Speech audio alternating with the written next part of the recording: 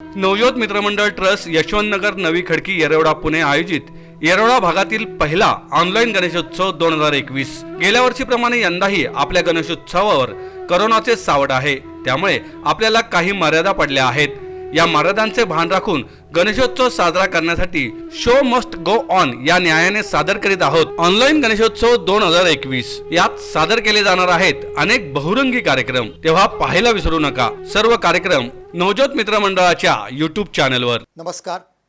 लोकमान्य टिळकांनी सुरू केलेल्या या सार्वजनिक गणेशोत्सवामध्ये आज एका व्याख्यानाचं पुष्प गुंफण्याची संधी मला मिळते आहे। लोकमान्यांच्या मनामध्ये असा हेतू होता की या गणेशोत्सवातून समाजाचं प्रबोधन झालं पाहिजे आणि मला असं वाटतं की अशा प्रकारच्या व्याख्यानातून तो हेतू साध्य होतो आहे। मित्रांनो, भारताला 5000 वर्षाचा प्रदीर्घ इतिहास आहे।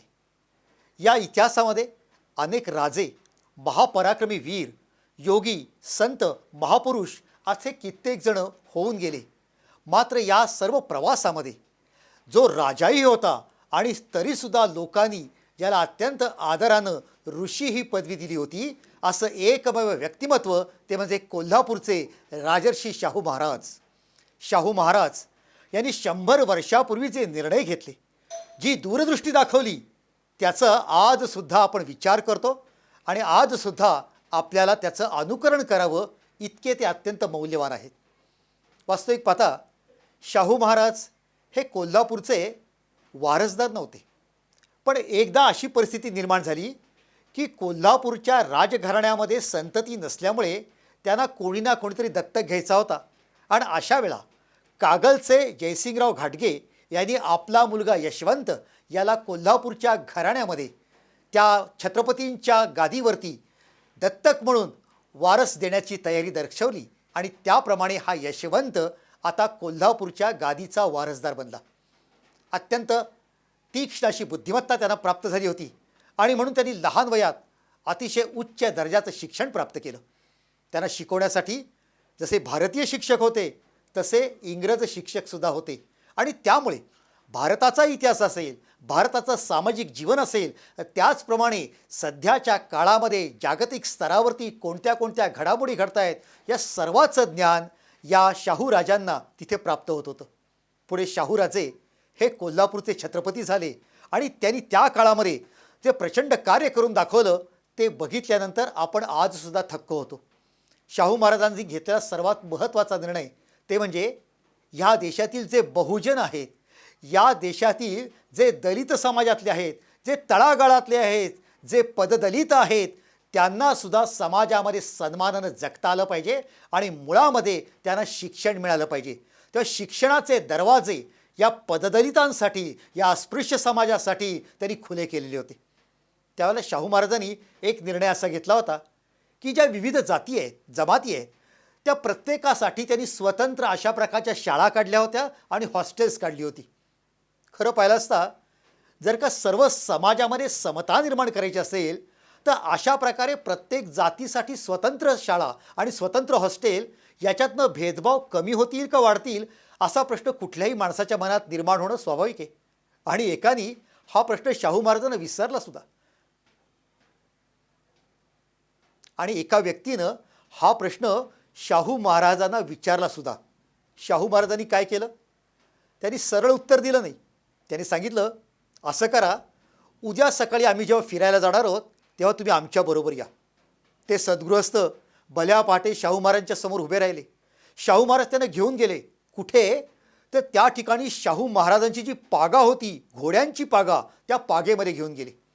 त्या पागेमध्ये एक पद्धत होती, तिथे काही तरुण घोडे होते, काही जरा थकलेले, म्हातारे झालेले, अगदी मरतुकडे झालेले असेही घोडे होते, तर ज्याला पिल्लू म्हणता येईल असं शिंगरू असणारे असेही घोडे होते। आणि त्या ठिकाणी त्यांचे जे शिपाई होते ते काय करायचे, प्रत्येक घोड्याला त्याच्यासमोर त्याचं अन्न, त्याचं जे खाण्याचे पदार्थ असतील ते आणून द्यायचे। पण त्या दिवशी शाहू महाराजांनी सांगितलं, बरं का, आज सगळ्यांना स्वतंत्र खाणं द्यायचं नाही, असं करा, या मैदानाच्या मध्यभागी सर्वांचं खाणं एकाच ठिकाणी ठेवा आणि नंतर हे सगळे घोडे सोडून द्या, त्या सगळ्यांना एकत्रच खाऊ दे। त्या शिपायांनी, तिथल्या मोत्तद्दारांनी जसं महाराजांनी सांगितलं तसंच केलं। झालं असं की जेव्हा ते सगळे घोडे त्या खाद्यपदार्थाकडे धावत सुटले, काय झालं? जे ताकदवान होते, जे तरुण होते, ते शक्तिमान होते, त्यांनी पुढे घुसून जास्ती खायला सुरुवात केली. इतकंच नव्हे, जे म्हातारे होते, जे मरतुकडे जे होते, जे थकलेले होते किंवा जे पिल्लू होते, जे शिंगरू होते, त्यांना लाथा मारून त्यांनी बाजूला केलं आणि नेहमीपेक्षा दुप्पट अन्न या तरुण घोड्यांनी खाल्लं.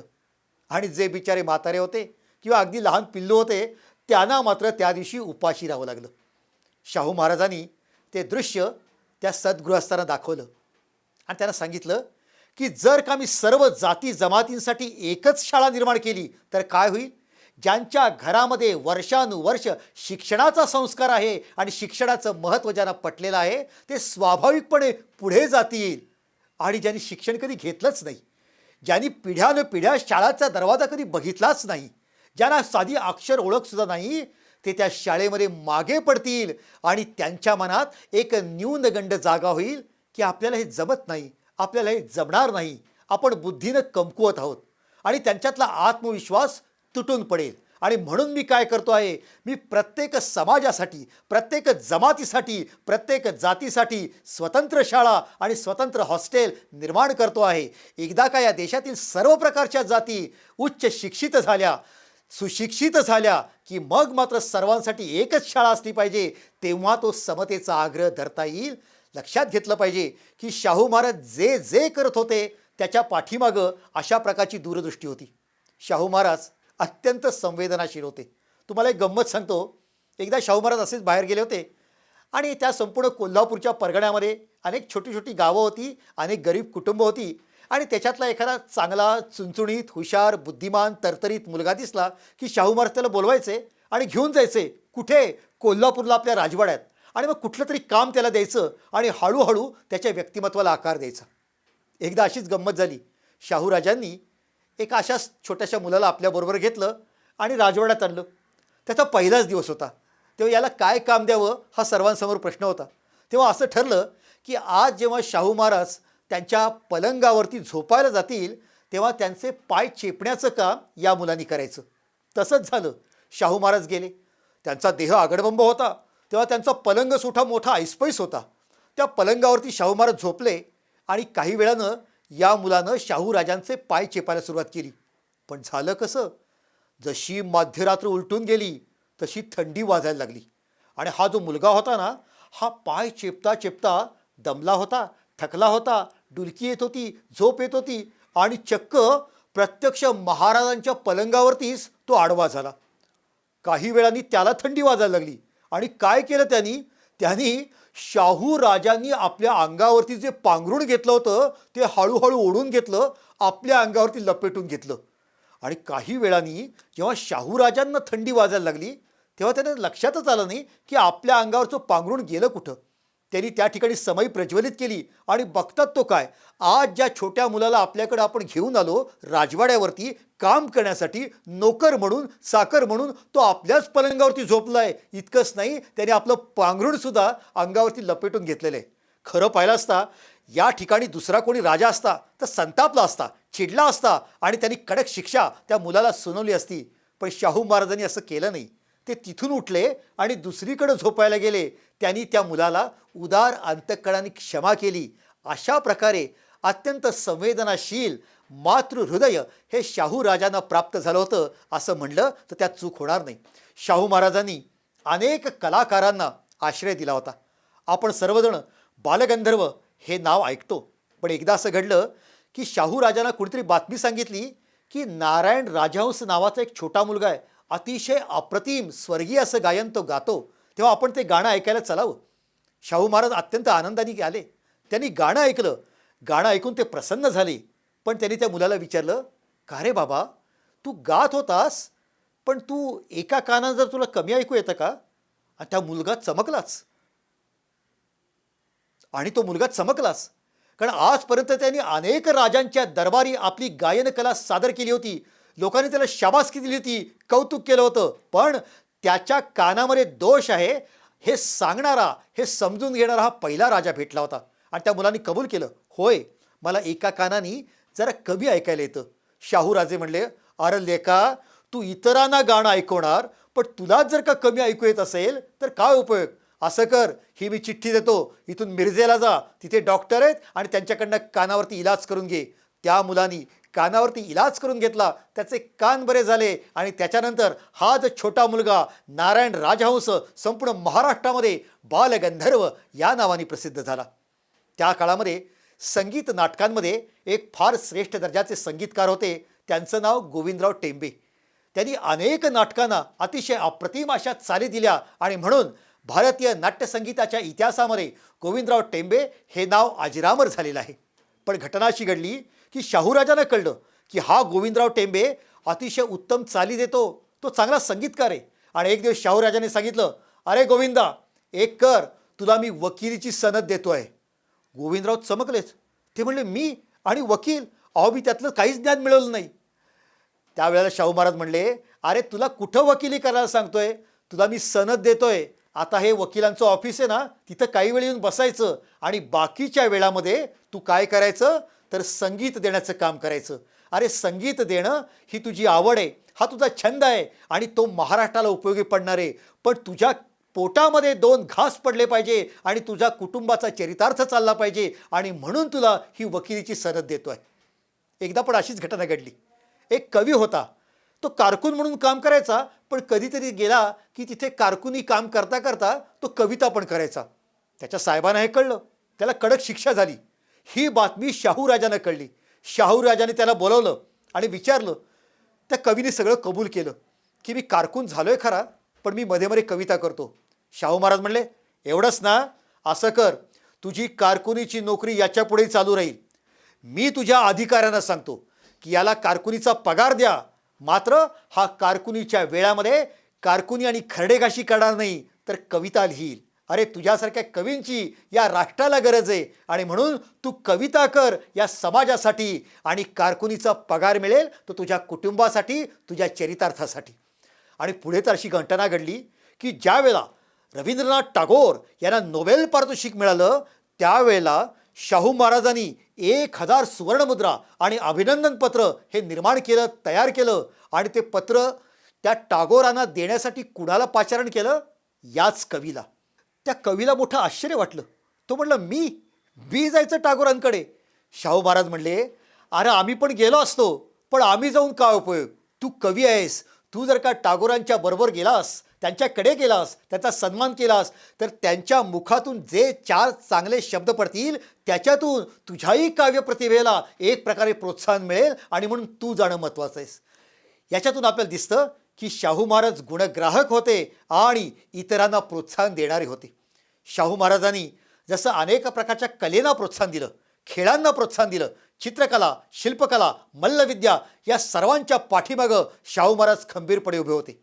त्याच काळामध्ये एक घटना अशी घडली की पहिलं महायुद्ध संपलं होतं आणि त्यानंतर इंग्रज सरकारने असा निर्णय घेतला होता की भारतातले उद्योगधंदे बंद करायचे आणि म्हणून इथला कच्चा माल ते इंग्लंडमध्ये नेत होते आणि इंग्लंडमधला पक्का माल ते इथे विक्रीसाठी आणत होते आणि त्यामुळे भारतातील उद्योगधंदे बंद पडायला सुरुवात झाली. आणि अशीच अवस्था झाली होती लक्ष्मणराव किर्लोस्कर यांच्या किर्लोस्कर उद्योग समूहाची.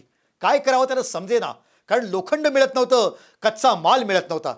त्यांची ही अवस्था शाहू महाराजांना कळली.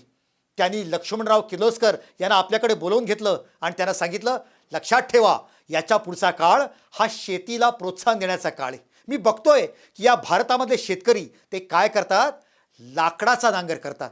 पण हा लाकडाचा नांगर कधीतरी दगडाला आपटतो, आदळतो, तुटतो, मग पुन्हा नवीन सुतार करून देतो, त्याला 3-4 महिने वेळ जातो आणि अशा प्रकारे या शेतकऱ्यांचं नुकसान होतं.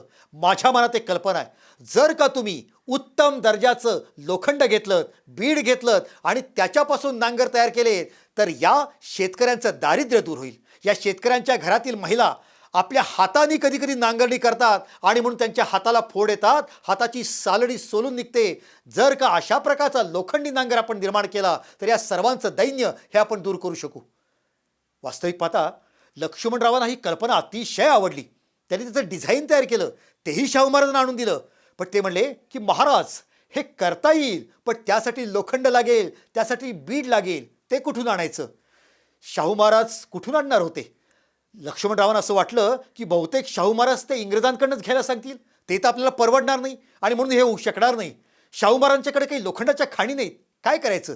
शाहू महाराज म्हणले, आमच्याकडे लोखंडाच्या खाणी नाही ते खरं आहे, पण लक्षात ठेवा, या संपूर्ण कोल्हापूरच्या परिसरामध्ये अनेक गडकिल्ले आहेत, दुर्ग आहेत, गडकोट आहेत. यांच्यावरती जुन्या काळातल्या 100, 150, 200 वर्षापूर्वीच्या अनेक तोफा आहेत. या तोफांचा आता काय उपयोग आहे?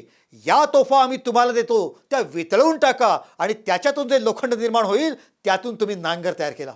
आणि आज अभिमान वाटतो सांगायला, त्यांनी त्या काळामध्ये 128 तोफा या किर्लोस्करांना भेट म्हणून दिल्या होत्या. आणि एक एक तोफ साधी सुधी 5-6 फुटाची तोफ नव्हती. एक एक तोफ अशी असायची की ती ओढण्यासाठी 400 बैल लागायचे आणि 100 माणसं लागायची. अशा प्रकारच्या तोफा त्या कारखान्यावरती आणण्यात आल्या, त्या वितळवण्यात आल्या, त्यातनं नांगर निर्माण करण्यात आले, ते गावागावातल्या शेतकऱ्यांना वाटण्यात आले आणि त्याच्यातून शेतकरी राजा सुखी झाला. आणि लक्षात घ्या, शाहू महाराजांनी दिलेल्या तोफांच्यामुळे जवळजवळ 3.5 वर्ष या किर्लोस्करांचा उद्योग हा अतिशय वेगानं चालू राहिला, हेही आपण लक्षात घेतलं पाहिजे. अशा प्रकारे शाहू महाराज अनेकांच्या पाठीमागं खंबीरपणे उभे राहत होते, हे आपण समजून घेतलं तर शाहू महाराजांचं व्यक्तिमत्व कसं होतं हे आपल्याला कळतं. अशाच प्रकारे शाहू महाराज एक दिवस आपल्या राजवाड्यामध्ये बसले असताना त्यांच्याकडे काही जण वर्तमानपत्रातल्या बातम्या त्यांना वाचून दाखवायचे आणि एक अशीच बातमी वाचून दाखवली. त्या बातमीमध्ये या देशातला जो दलित समाज आहे त्याच्या बाजूनं कोणीतरी खंबीर भूमिका मांडली होती. शाहू महाराजांना तो लेख अतिशय आवडला आणि शाहू महाराजांनी चौकशी केली, कोणी लिहिलं हे? आणि मग त्यांनी सांगितलं वाचणाऱ्यांनी की हा लेख लिहिणाऱ्या मुलाचं नाव आहे भीमराव आंबेडकर. भीमराव आंबेडकर हे नाव शाहू महाराज पहिल्यांदा ऐकत होते. त्यांनी त्या मुलाची चौकशी केली आणि असं कळलं की हा खालच्या जातीतला आहे, हा महार जमातीत जन्माला आलेला आहे, पण हा उच्च शिक्षा विभूषित आहे आणि यांनी BA ऑनर्सला मुंबई विद्यापीठामध्ये प्रथम क्रमांक मिळवून सुवर्णपदक विजेता झालेला आहे. हे शाहू महाराजांना कळलं आणि शाहू महाराजांनी सांगितलं, कुठं राहतो हा? लोकांनी बातमी दिली की मुंबईला परळमध्ये एका चाळीमध्ये राहतो. शाहू महाराज म्हणले, चला आपल्याला त्याचं कौतुक करायला मुंबईला गेलं पाहिजे. आणि शाहू महाराज स्वतः कोल्हापूरचे राजे असणारे ते प्रवास करत मुंबईला आले, त्या चाळीमध्ये आले आणि त्यांनी विचारलं, कुठे आहे तो भीमराव आंबेडकर, आम्हाला त्याचं कौतुक करायचंय. स्वतः भीमराव चकित झाले, थक्क झाले की कोल्हापूरचे शाहू राजे माझं कौतुक करण्यासाठी माझ्या खोलीवरती, माझ्या या घरामध्ये आलेले आहेत. शाहू महाराज एवढ्यावर थांबले नाहीत. त्यांनी या भीमराव आंबेडकराला आपल्या कोल्हापूरला नेलं, त्याला हत्तीवरती अंबारीत बसवलं आणि त्याची मिरवणूक काढली, त्याचा सत्कार केला, त्याचं कौतुक केलं. शाहू महाराजांनी अशा प्रकारे आपल्या कौतुकाचा, प्रेमाचा, मायेचा, ममतेचा वर्षाव या आंबेडकरांवरती केला होता. पण त्याच वेळेला शाहू महाराजांनी एक अतिशय सुंदर सल्ला त्यांना दिला होता. त्यांनी विचारलं, भीमराव, परळला राहता मुंबईमध्ये, कधी दहीहंडी बघितली का? आंबेडकर म्हणले, हो दहीहंडी बघितली की. शाहू महाराज म्हणले, कशी असते दहीहंडी? जे जाडजूड असतात ना ते खालच्या बाजूला असतात आणि जो तरतरीत असतो ना, लहान असतो ना, चपळ असतो ना, तो सर्वात वरती जातो आणि ती हंडी फोडतो. आंबेडकर, समाजाचं पण असंच असतं. जे कमी शिस्तलेले असतात, जे अप्रगत असतात, जे अडाणी असतात, जे अशिक्षित असतात, ते समाजामध्ये खाली राहतात आणि तुमच्यासारखा बुद्धिमान अत्यंत वेगाने प्रगत करत वरती जातो आणि ती हंडी जी असते ना दह्यानी भरलेली, तिथपर्यंत तो पोचतो. आंबेडकर, आज तुम्ही शिक्षणामुळे, आज तुम्ही ज्ञानामुळे समाजाच्या सर्वात वरच्या थरावरती गेलात. एक करा, हंडी तुम्ही फोडाल एवढा विश्वास आम्हाला आहे, पण तुम्ही ती हंडी फोडल्यानंतर त्याच्यामध्ये जे दही मिळेल, त्यात जे नवनीत मिळेल, ते सर्वात खालच्या थरावरती असणाऱ्या लोकांच्या तोंडात पडलं पाहिजे, याची काळजी घ्या. याचा अर्थ तुमच्या शिक्षणाचा, तुमच्या ज्ञानाचा, तुमच्या प्रगतीचा फायदा हा समाजातल्या तळागाळातल्या लोकांना झाला पाहिजे, याची काळजी घ्या. आणि त्याप्रमाणे आंबेडकरांनी जीवनाच्या शेवटच्या क्षणापर्यंत आपलं वर्तन ठेवलं होतं. इतकंच नाही, पुढच्या काळामध्ये आंबेडकर जेव्हा इंग्लंडला शिकायला गेले, वास्तविक पाहता त्यांना फारशी स्कॉलरशिप नव्हती, फारसा पैसा मिळत नव्हता आणि एकदा परिस्थिती अशी आली की पैसा इतका कमी पडायला लागला की आंबेडकरांनी आपले हे पालनकर्ते असणाऱ्या शाहू राजांना पत्र लिहिलं आणि त्या पत्रात लिहिलं होतं की मला पैसा कमी पडतो आहे, तर तुम्ही असं करा, तुम्ही मला 750 रुपये पाठवा, म्हणजे त्यातले 500 रुपये माझ्या घरच्यांसाठी आणि 250 रुपये माझ्या स्वतःसाठी मी वापरू शकेन, कृपा करा एवढे पैसे पाठवा. पण दुर्दैव, आंबेडकरांचं पत्र कोल्हापूरला आलं त्याच वेळेला कोल्हापूरची तार आंबेडकरांकडे गेलेली होती आणि त्या तारेतला मजकूर होता, राजर्षी शाहू महाराज यांचं दुर्दैवाने निधन झालेलं आहे. ही बातमी कळली, आंबेडकर ढसाढसा रडले. त्यांच्या लक्षात आलं की आपला आश्रय देणारा राज्यकर्ता निघून गेलेला आहे. आता इंग्लंडमध्ये राहण्यात काही अर्थ नाही, कारण खिशात पैसा नाही. आपल्याला ताबडतोब इंग्लंड सोडून भारतात गेलं पाहिजे आणि म्हणून आंबेडकर निघाले. पण तेवढ्यात शाहू राजांचे थोरले पुत्र यांचं पत्र आंबेडकरांना मिळालं आणि त्या पत्रात त्यांनी लिहिलं होतं की आमच्या वडिलांचं निधन झालं, पण निधन होण्यापूर्वी त्यांनी मला जवळ बोलवलं होतं आणि माझ्याकडून काही गोष्टी कबूल करून घेतल्या होत्या. त्यातली एक महत्त्वाची गोष्ट ती म्हणजे की आपल्या खाजगी खर्चातून आपण भीमराव आंबेडकर या विद्यार्थ्याचा संपूर्ण खर्च करतो आहोत. लक्षात ठेव, माझ्या मृत्यूनंतर या आंबेडकरांच्या खर्चामध्ये एक पैसासुद्धा त्याला कमी पडणार नाही, ही आपली जबाबदारी आहे. त्या आंबेडकर, तुम्ही तुमचं शिक्षण चालू ठेवा, तुमच्या खर्चाला एकही पैसा कमी पडणार नाही याची ग्वाही मी तुम्हाला देतो आहे. मित्रांनो, अशा प्रकारे समाजातील एक एक मुलाला निवडणारा, त्याला पैलू पाडणारा, त्याला हिऱ्यासारखं एक प्रकारे प्रकाशमान करणारा असे शाहू महाराज होते. शाहू महाराज ज्या वेळेला कोल्हापूरला होते त्याच वेळेला पुण्यामध्ये होते लोकमान्य बाळ गंगाधर टिळक. आणि एकदा तर शाहू महाराजांना असं कळलं की लोकमान्य टिळकांनी गीता रहस्य नावाचा ग्रंथ लिहिलेला आहे. शाहू महाराज टिळकांना भेटायला गायकवाड वाड्यावरती म्हणजे केसरी वाड्यात आले. त्यांनी टिळकांना विनंती केली की तुम्ही तुरुंगामध्ये ग्रंथ लिहिला आहे, तो ग्रंथ मला वाचायची इच्छा आहे. टिळकांनी सुद्धा कुठल्याही प्रकारे संकोच बाळगला नाही, भीती बाळगली नाही आणि आपलं हस्तलिखित त्यांनी शाहू राजांच्या हातात दिलं. शाहू महाराजांना ते देत असताना टिळकांना ह्याचा विश्वास होता की हे छत्रपतींचे वारसदार आहेत, ते आपलं हस्तलिखित अत्यंत सुखरूप आपल्याला परत करतील. 8 दिवसांनी शाहूराजे पुन्हा आले. त्यांनी ते गीता रहस्याचं हस्तलिखित टिळकांना परत केलं आणि ते म्हणले, अतिशय सुंदर असा ग्रंथ तुम्ही निर्माण केलेला आहे, याच्या अनेक प्रती छापून या समाजापर्यंत पोचल्या पाहिजे.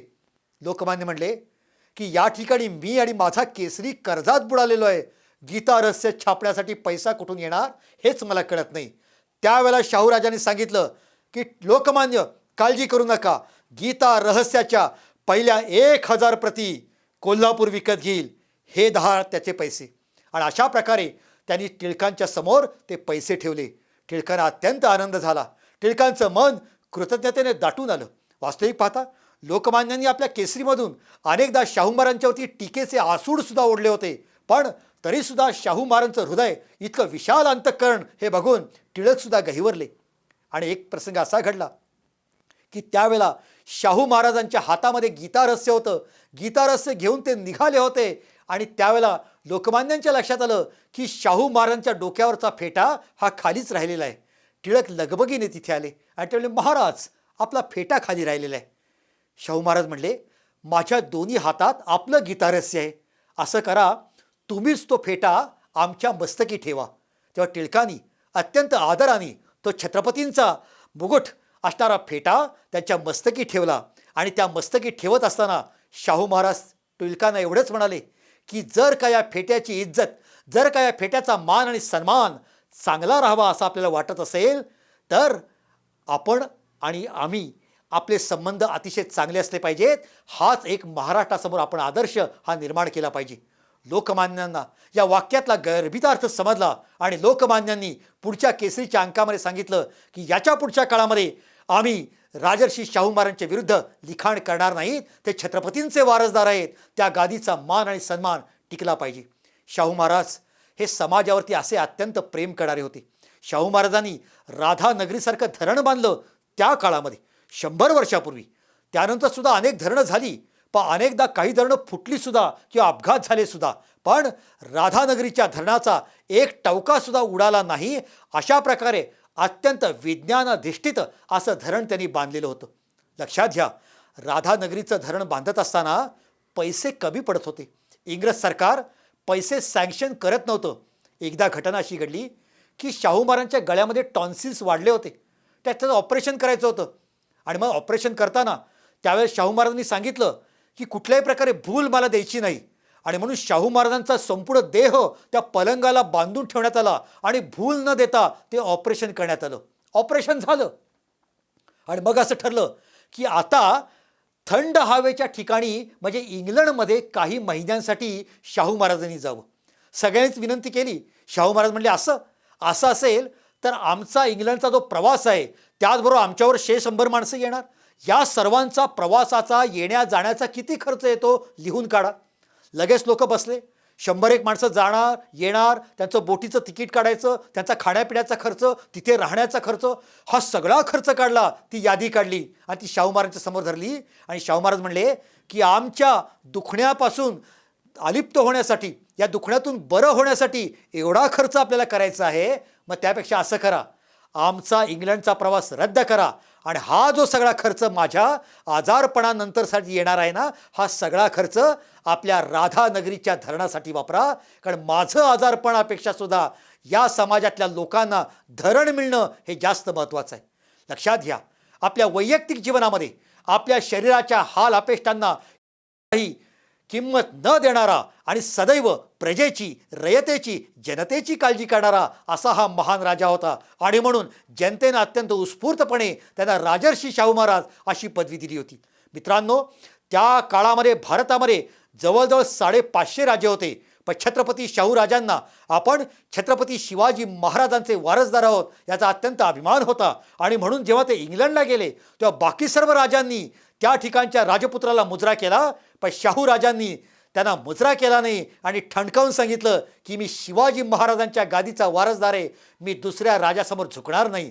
इतकंच नाही तर लक्षात ठेवा, संपूर्ण हिंदुस्थानामध्ये फक्त 9 संस्थान अशी होती आणि त्यापैकी फक्त एकमेव संस्थान महाराष्ट्रामध्ये होतं की इंग्रजांचं राज्य भारतावरती असताना सुद्धा ज्यावरचा भगवा झेंडा कधी खाली उतरला नाही, आणि ते संस्थान होतं शाहू महाराजांच्या कोल्हापूरचं. अशा प्रकारे खऱ्या अर्थाने छत्रपती शिवाजी महाराज यांचा रयतेचा राजा ही बिरुदावली प्रत्यक्ष आपल्या कृतीमध्ये आणणारा असा हा राजा होता. आणि म्हणून रयतेचा राजा शाहू महाराज यांना मी या ठिकाणी विनम्र प्रणाम करतो, मुजरा करतो. आणि तुमच्यापासून प्रेरणा घेऊन आज आम्ही सुद्धा समाजासाठी काही करावं अशी स्फूर्ती तुम्ही आम्हाला द्या. अशा प्रकारे मी श्री गजाननाच्या चरणी विनंती करतो. धन्यवाद.